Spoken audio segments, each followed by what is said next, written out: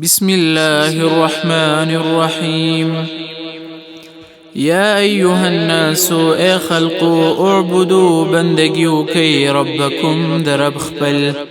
الذي هغزاد دے خلقکم چی پیدا کری تاسو والذین هغ کسان من قبلکم چی مخکستاسو نو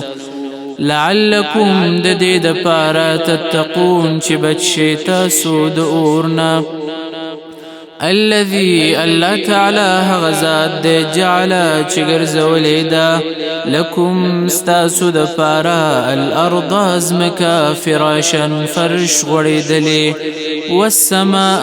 اسمان بناء چت وانزلوا رالیگی من السماء دبر طرفنا ماء ابا فأخرج نرو باسي به پاغي سرا من الثمرات دميو أو غلونا رزقا لكم دپار دفيدي استاسو فلا تجعلوا لله أندادا نپس مگر زويد الله تعالى سرا شركان وأنتم أو حال داچي تعلمون تاسو پوهيگي وإن كنتم أو كچريي تاسو في ريب پشكي مما دهغ كتابنا نزلنا چه نازل کردمون على عبدنا پبند خپل باندي فأتوا نراوڑی بسورة یو سورة من مثله پشانت دی قرآن وادعوا او روغوڑی شهداکم مددگاران خپل من دون الله سواد الله تعالینا إن كنتم تعلمون كتاسويي رشتني پخپل دعوكي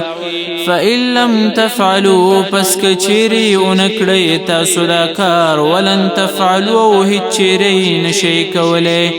فاتقوا النار نبچ کڑی زان دا اورنا التي هغور وقودها چه خشاك دهغي الناس خلق دي والحجارة كان دي اعدت چه تیار کڑی شوه دي للكافرين دا پارد كافرانو وبشر او زیر ورکڑا الذین هغ کسانو تا آمنو چی ایمان راوڑے دے وعملوا الصالحات وعملنی کڑی دی نیک پا طریقہ رسول صلی اللہ علیہ وسلم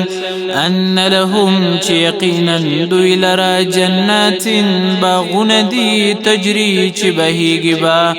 من تحتها لاند دهغینا الانهارون نهرنا كلما هركل چی رزقوا ورکڑیش دویتا منها دهغینا من ثمرة سمیوا رزقا دپار دخوراک قالوا نوی بدوی هذا الذي داه غسیز دے رزقنا چراکڑی شوی ومونتا